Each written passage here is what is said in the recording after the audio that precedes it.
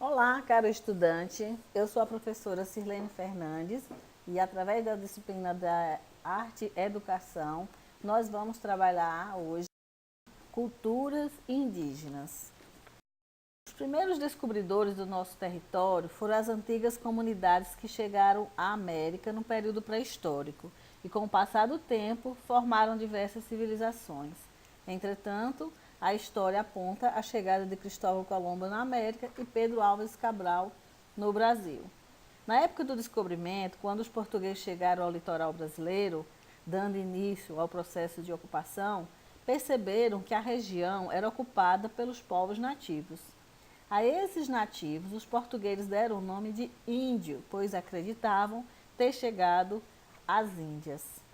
Ainda que não se tenha um conhecimento quanto ao número de sociedades indígenas existentes no Brasil, na época da chegada dos europeus, existem estimativas sobre o número de habitantes naquele tempo, algo em torno de 5 milhões de indivíduos.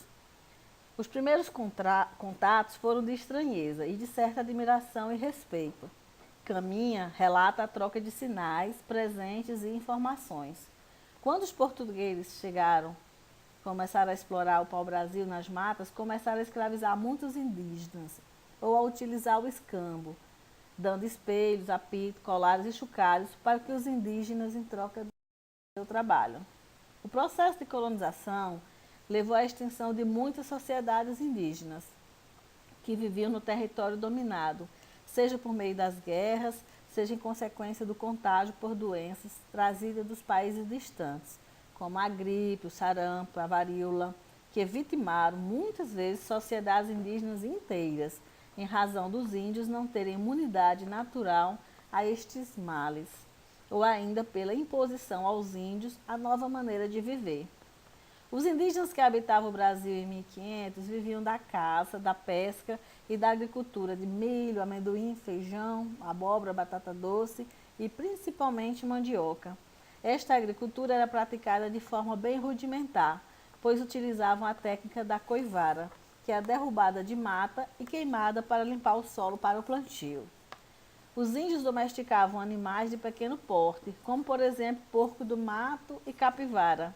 Não conhecia o cavalo, o boi e a galinha. Na carta de Caminha é relatado que os índios se espantaram ao entrar em contato pela primeira vez com uma galinha.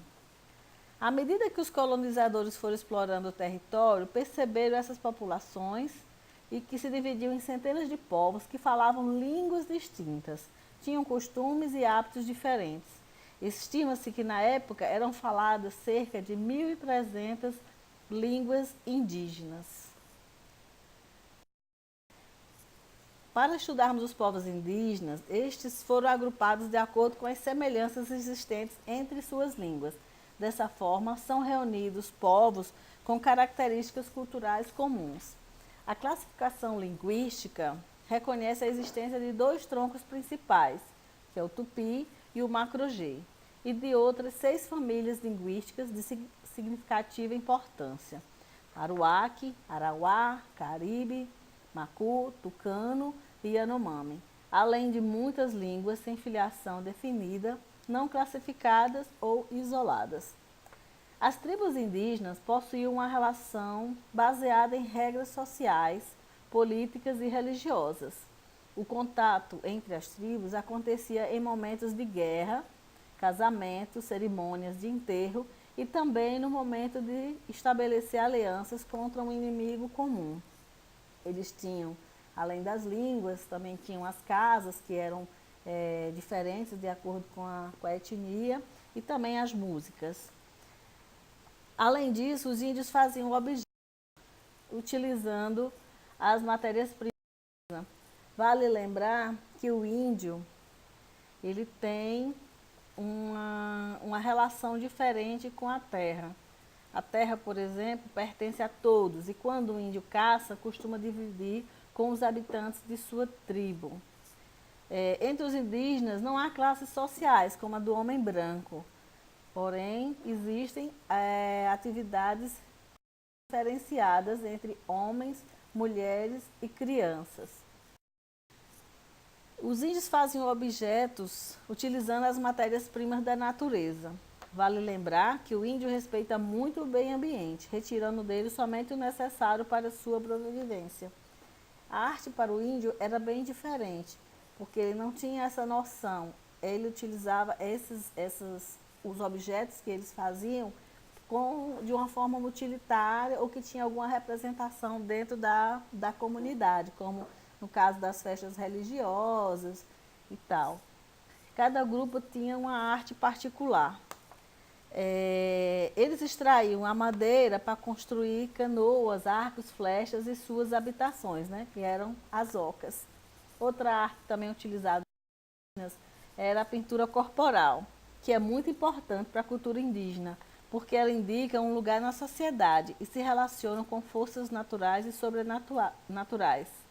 Ela tem vários sentidos: ritos de passagem, proteção do corpo ou do indivíduo, cerimônias de casamento, de luto ou cura de doenças, ou a função guerreira ou religiosa. Os padrões dessa pintura podem parecer abstratos aos nossos olhos, mas eles podem estar relacionados à vida e à mitologia de cada grupo indígena onde é praticado. As tintas eram naturais e o urucum era muito utilizado para fazer as pinturas no corpo. Eles também tinham a cestaria. A palha era utilizada para fazer cestos, esteiras, redes e outros objetos. Tem a cerâmica, que era muito utilizada para fazer potes, panelas e utensílios domésticos em geral. Eles também faziam peças para guardar as cinzas dos mortos. Se vocês observarem na moeda de R$1, existe um grafismo da cerâmica marajoara, que é da ilha de Marajó, lá de Belém, que está estampada na moeda de R$1. Além da cerâmica, também tinha uma arte plumária. Penas e peles de animais serviam para fazer roupas ou enfeites para as cerimônias das tribos. Ela mais utilizada pelos homens, né? Porque também isso mostrava a importância dentro da comunidade, que os homens tinham mais importância do que as mulheres. E quando falamos dos índios, temos que ter o cuidado de não pensar que os índios são todos iguais.